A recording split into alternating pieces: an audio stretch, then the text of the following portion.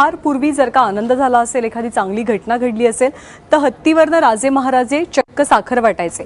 आणि सांगलीमध्ये सुद्धा अशाच एका घटनेमुळे चक्क गावकऱ्यांनी मुलांची हत्तीवरनं मिरवणूक काढली। आपण पाहूया।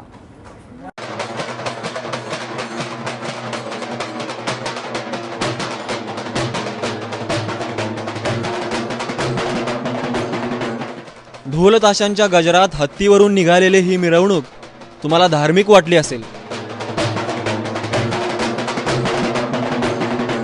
पण मंडळी, ही तर स्पर्धा परीक्षेतल्या गुणवंतांची मिरवणूक आहे।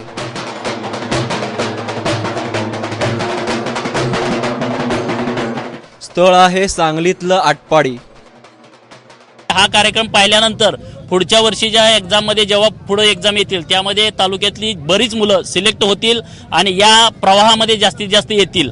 प्रशासकीय सेवेमध्ये गेल्याशिवाय दुष्काळी पट्ट्याचं कल्याण होणार नाही, दुष्काळी पट्ट्याच्या व्यथा समजणार नाहीत, म्हणून आमचा हा एक प्रयोग आहे। अख्ख्या गावाला अभिमान वाटावा असं या तरुणांनी स्पर्धा परीक्षांमध्ये घवघवीत यश मिळवलंय। शेटफळे गावच्या राजश्री पाटील आणि झरे गावच्या अश्विनी शेंडगे या दोघींनी MPSCतून पोलीस उपायुक्त हे पद मिळवलंय।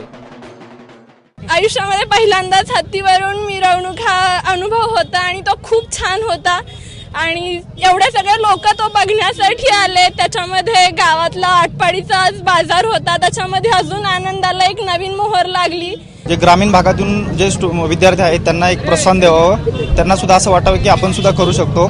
तळागाळातली जे मुलं आहेत त्यांना एक प्रवृत्त करण्यासाठीचा हा प्रोग्राम होता, तर याचं हेच बेसिक पर्पज होतं।